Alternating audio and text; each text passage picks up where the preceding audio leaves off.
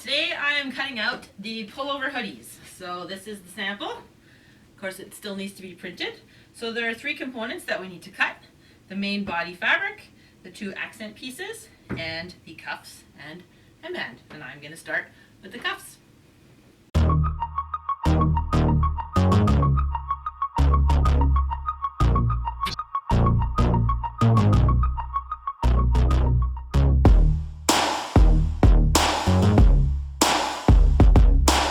So I've now got the black cuffs cut out. I'm doing this in a blue and black version, and I'm also cutting some in this beautiful heather brown fabric.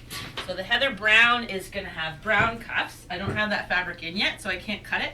And I didn't wait for it because I can't cut the black and the brown cuffs together because the fabrics are slightly different, so the sizing is a little bit different.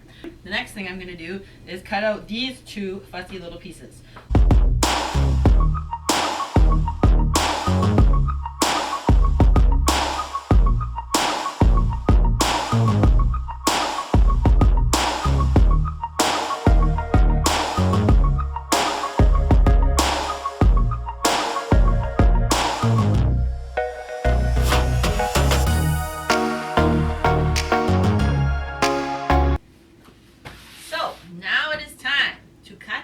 Layers. I'm going to be cutting the women's extra small and large together in one cut. That helps me save a little bit of fabric and a little bit of time, obviously, since I'm going to be sewing the same number of pieces of those two. So the first thing I'm going to do, using this alphanumeric marking paper they call it, because there's numbers going one way and letters going the other, so it's really easy to line things up. I'm going to do just a quick layout, mock-up, so I know how much fabric I need.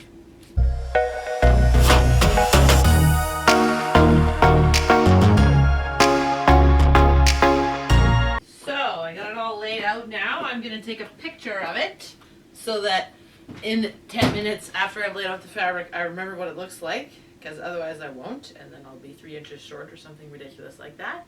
You'll notice here in the foreground there are some big stacks of fabric. So this fabric that I'm using is pretty stretchy to make it so nice and comfortable. And when fabric is rolled on a roll, it's rolled very tightly. That way it doesn't get any crease marks or, permanent folds marked in there. Because this fabric may have been woven 6 months ago and sitting in the warehouse, right?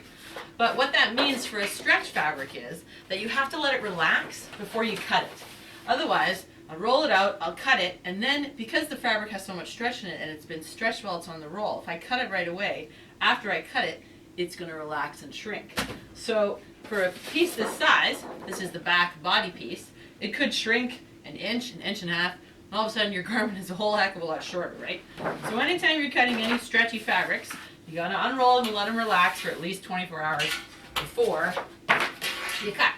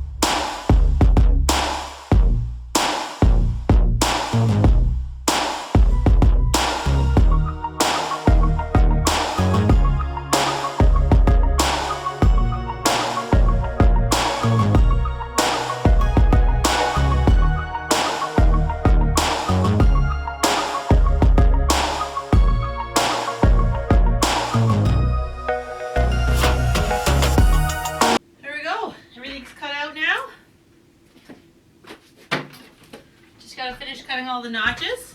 If you're wondering what I've been doing with my scissors, if I can find them, and you see me doing smashies, it's because when you're sewing as a home sewer, you line up everything with pins. But when you're sewing as an industrial sewer, you don't use any pins. So what we do, so for example, we've got these hoods. Oh, let's get the, there we go. So when I sew these two pieces together, I'm going to match these notches as I sew, and that's how I'm going to know that the hood is all lined up.